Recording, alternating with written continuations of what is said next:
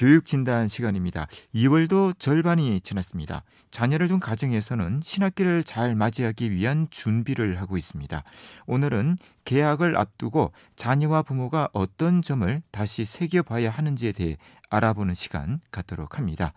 네, 오늘도 윤일현 교육문화연구소 대표 윤일현 선생님 전화로 모셨습니다. 윤 선생님 안녕하십니까? 예, 안녕하십니까? 흔히 시작이 반이라고 하는데요. 시작을 잘하면 나머지도 한결 쉬워진다는 뜻입니다. 먼저 우리 학생들이 새 학기를 잘 시작해야 하는 이유부터 좀 설명을 해 주시겠습니까? 예, 그 이유는 방금 말씀을 하셨네요. 시작이 반 맞습니다. 특히 개학하고 한 달만 제대로 생활 습관, 학습 습관을 계획한 대로 이어나가면 한 해가 굉장히 쉽게 됩니다. 우리가 흔히 용두사미, 작심삼일 이런 이야기를 하는데 어떻게 하면은 처음 잘 출발할 것인가 이걸 지금 개학까지 한 보름 가까운 시간이 남았는데 열 조금 넘게 남았죠. 이 기간 동안에 부모와 자녀가 어떤 마음의 준비를 해야 되나 이걸 한번 생각해 보면 좋겠습니다. 그래서 저는 우리가 매년 이때쯤 신학기에 대한 이야기를 하지만 올해는 특히 강조하고 싶은 게 부모는 부모의 입장에서 또 자녀는 학교 생활 등 학업 문제에 대해서 매주 기록하는 습관을 한번 가져보자. 네. 그래서 부모님께서는 아이를 위해서 혹은 가족 전체 일도 좋고 가계부를 적듯이 이번 주에는 이런 걸 하면 좋겠다 이런 걸 쭉 적는 거. 또 자녀는 자녀대로 나는 이번 주에 이걸 이렇게 하겠다. 기록해서 주말에 어떤 특정 날 토요일도 좋고 주말에 이게 어느 정도 실천하고 실행이 됐는가 이런 걸 점검해보는 그런 시간을 학년 초부터 가진다면은 올 한 해가 완전히 달라지고 또 성공적인 한 해가 되리라고 생각을 합니다. 네. 자, 신학기 개학을 앞두고 우리 학생들이 어떤 점에 특히 유의를 해야 할지에 대해 말씀을 부탁드립니다.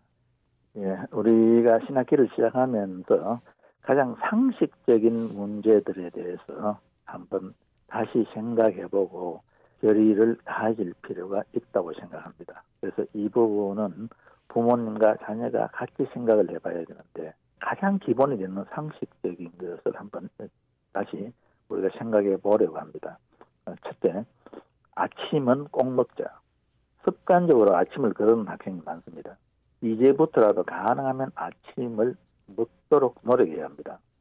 아침을 걸으면 오전에는 몽롱한 상태로 집중하기가 어렵고 또 점심때에는 폭식하는 경향이 있습니다. 오후 시간에는 이 폭식 영향으로 졸음을 견디기가 어렵습니다. 그래서 하루 종일 머리가 흐릿한 상태가 유지될 가능성이 높습니다. 아침을 거르는 학생은 학업 성취도 면에서 아침을 제대로 챙겨 먹는 학생보다 못하다는 연구 결과가 여러 방향에서 나왔습니다. 그래서 가능하면은 아침은 반드시 먹는 습관을 들이자. 그리고 무엇보다 중요한 게 충분한 수면과 휴식입니다. 밤 늦게 자고 낮에 조는 야행성 학생들 상당수가 학업 성취도가 낮고 성적 향상이 느린 경향이 있습니다. 이런 학생들은 수업 시간에 집중해서 듣지 않기 때문에 시간이 지나도 여전히 기초가 약한 상태로 머무르기 쉽습니다. 이 야행성 생활 습관은 만성 피로로 발전하기 쉽고 결국은 학습 의욕을 상실하게 합니다. 우리가 흔히 지금 부모님 세대 때 입시 교훈 중에 하나가 사당 오락이라는 말이 있었는데요. 4시간 자면 합격하고 5시간 자면 떨어진다는 이런 말을 많이 들었을 겁니다. 그러나 이보다 더 터무니없는 말은 없습니다.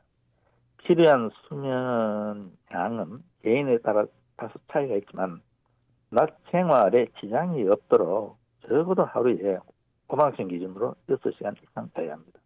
학년이 낮을수록 더 많이 자야 합니다. 수면 부족은 생활을 짜증스럽게 하고 학습의 생산성을 저하시켜 결국엔 무기력증, 의욕상실증, 두통과 같은 질병으로 발생할 가능성이 높습니다. 밤에 자지 않고 낮에 조는 것만큼 어리석은 짓은 없습니다. 이 초등학교 때부터 낮 시간에 집중해서 공부하고 밤에 푹 쉬는 생활 습관을 들여야 합니다.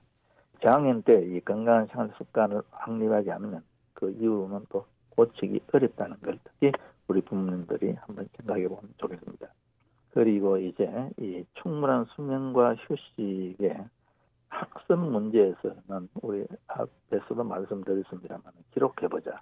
학습 문제를 기록하는 게 결국은 학습 계획이거든요.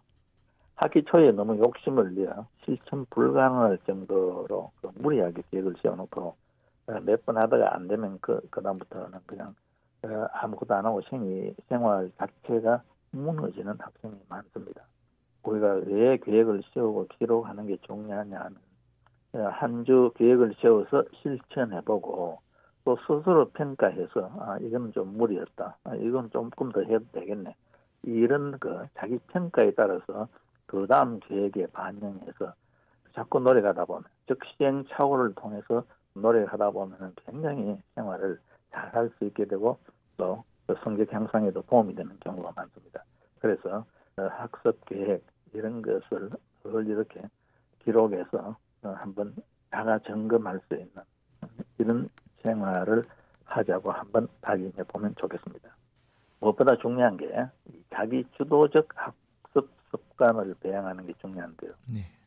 일정 분량의 학습량을 단숨에 독파하는 능력이 과거보다 많이 떨어졌습니다. 이 과거에는 우수한 학생들 대부분이 일단 책을 손에 잡으면은 집요하게 물고 늘어져 반드시 끝을 보는 습관을 가지고 있었습니다. 학교 수업을 제외하고는 나머지 거의 대부분 일정을 혼자 관리했기 때문이죠. 그러나 지금은 아무리 우수한 학생이라도 학습의 상당 부분을 남으로부터 도움을 받고 관리를 받습니다. 과목마다 공부하는 요일과 시간이 정해져 있고 또 학원이나 과외 선생님이 정해놓은 분량만큼만 따라가는 것이 습관화되어 있습니다. 초등학교 때부터 이런 생활에 익숙하다 보니 무엇을 혼자 계획하고 실천한다는 것이 대단히 어렵게 됐습니다.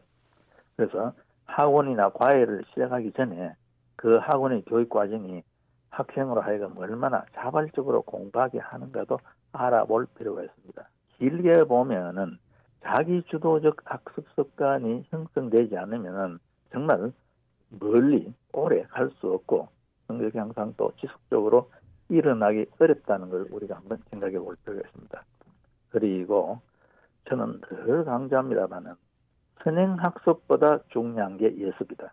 신학기부터 내일 배울 교과 내용을 과목당 5분씩만 읽어보고 모르는 문제에 밑줄을 치고 문제 제기를 해서 수업에 참여하는 습관을 들여보자. 기적 같은 변화가 일어난다. 석 달만 실천을 하면은 달라질 것입니다.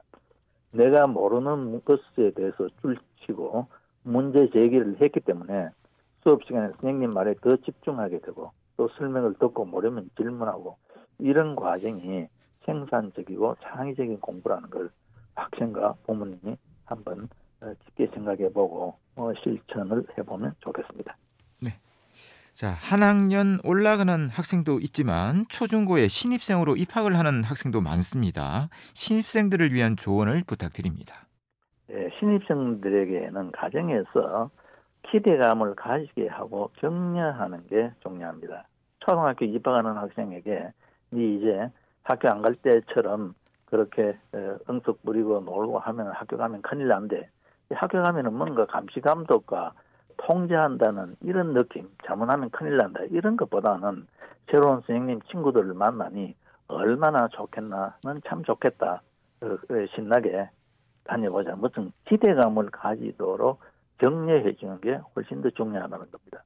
예를 들면 중학교 입학하는 학생인데는 또 초등학교 때처럼 놀면은 중학교 가면 성적이 절반으로 떨어진다고 협박을 하거나 또 고등학교 입학하는 학생에게도 중학교 때처럼 하면은 성적이 절반 이상 떨어진다거나 이렇게 어떤 기대감을 가지고 노력해보고 또 성장하자 이런 것보다는 자꾸 위협하고 협박하는 이런 게 우리가 굉장히 익숙해져 있습니다. 그래서 부모님들께서는 진급하는 학생도 마찬가지입니다만은 새로운 학교에 초중고에 입학하는 학생들에게는 격려하고 또 기대감을 가지고 신나게 생활할 수 있도록 지금부터 어떤 그런 마음을 준비할 수 있도록 격려해주는 기회가 필요하다고 봅니다. 네, 오늘 말씀 고맙습니다. 네, 윤일현 교육문화연구소 대표 윤일현 선생님이었습니다.